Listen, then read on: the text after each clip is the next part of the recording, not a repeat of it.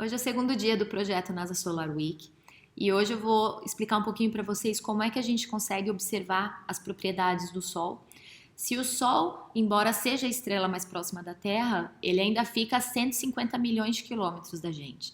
Então não é uma distância tão simples que permita observação in situ facilmente, né? Observação in situ é aquela observação que você vai lá com o seu sensor e localmente mede o gás, mede as propriedades de temperatura, pressão, composição.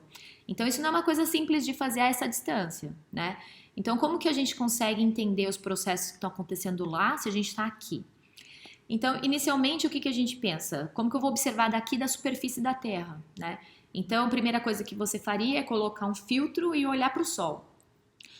Quando eu olho para o Sol, o que eu estou observando é o que a gente chama de luz na frequência do visível. Então, luz é uma onda eletromagnética que pode ter frequências diferentes. Então, essa oscilação da onda, são ondas que oscilam campos elétricos e magnéticos perpendicularmente.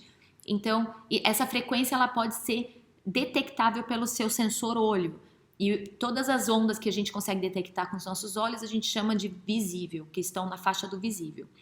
Se essa onda ela está oscilando com uma frequência mais alta, a gente passa a não vê-la. Então, ela fica invisível para a gente, mas ela ainda existe, é a mesma coisa.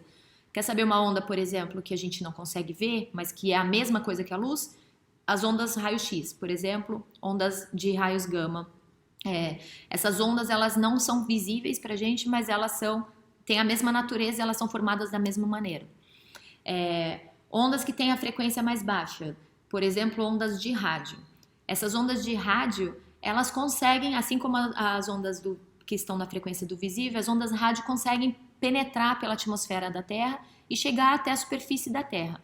Por isso que a gente tem aqui embaixo radiotelescópios. Então, como por exemplo o radiotelescópio de Tapetinga, que vocês têm aí em Atibaia, no Brasil, ou aqui em Porto Rico, o radiotelescópio de Arecibo, que é um radiotelescópio icônico, porque ele é gigantesco, ele apareceu em vários filmes, e ele é um radiotelescópio maravilhoso.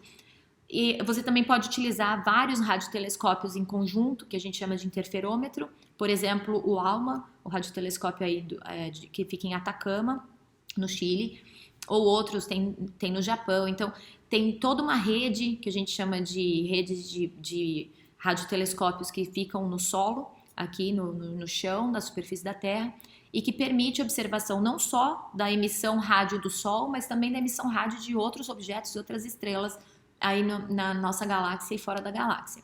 Então, essa é uma maneira boa de fazer observação, né, do Sol.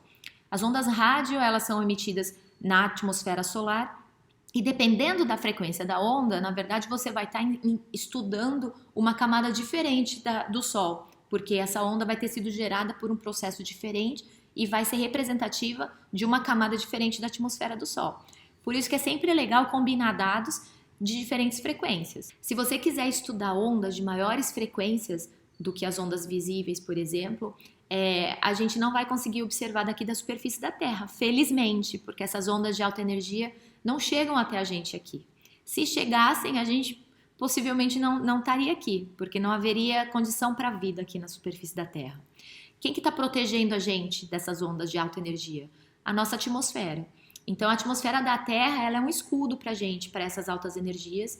Então, ela protege por quê? Porque ela absorve essa radiação X, por exemplo, ou gama, e acaba que ela filtra essa radiação, então essa radiação não chega até a gente tão facilmente assim.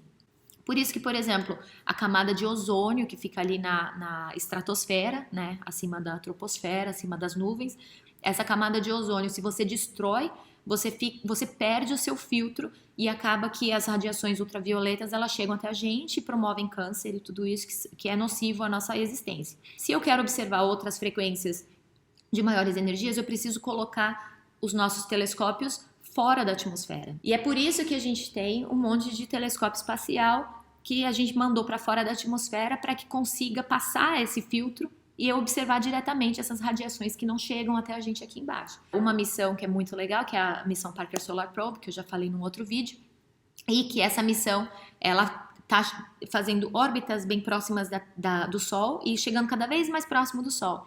Então ela já fez 3 órbitas desde que ela foi lançada em agosto de 2018, e nessa última órbita que ela fez, ela chegou a 0,16 unidades astronômicas, então é 2/10 da distância entre o Sol e a Terra. Então isso representa uma inovação, porque a nave contém sensores, então ela está fazendo essa medida in situ, ela realmente está botando lá o sensor no meio do plasma, bem próximo do Sol, e mandando essas informações para a gente aqui na Terra, então que a gente consegue estudar essas propriedades da estrela. Outra coisa além da luz que o Sol emite também são partículas. Então, principalmente quando a gente tem algumas ejeções de massa da coroa, ou quando tem algum evento de partícula energética, que essas partículas são lançadas para fora da atmosfera solar.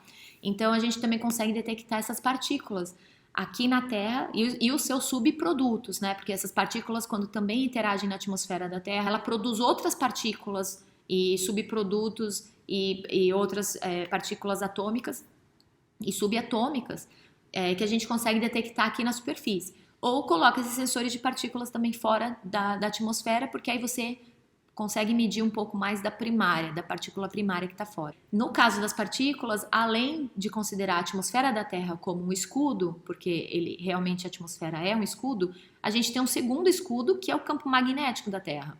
Então, essas partículas elas são defletidas pelo campo magnético da Terra e elas acabam às vezes entrando em algumas regiões de partículas, de cinturões que a gente tem em torno da Terra e não chega diretamente bombardeando a nossa cara aqui. O que também é um quesito para que a gente consiga ter vida aqui na superfície da Terra. Claro que o que eu estou falando aqui é uma coisa bem abrangente, dependendo da frequência e da energia de cada uma dessa radiação ou dessa partícula, você vai ter que ter um detector diferente, mas de maneira geral, a gente consegue fazer observação tanto aqui da superfície da Terra ou do espaço, medindo partículas e luz. E assim a gente consegue fazer ciência. Tá bom? Amanhã a gente fala um pouco mais sobre todas as propriedades de atividade solar. Então, tchau!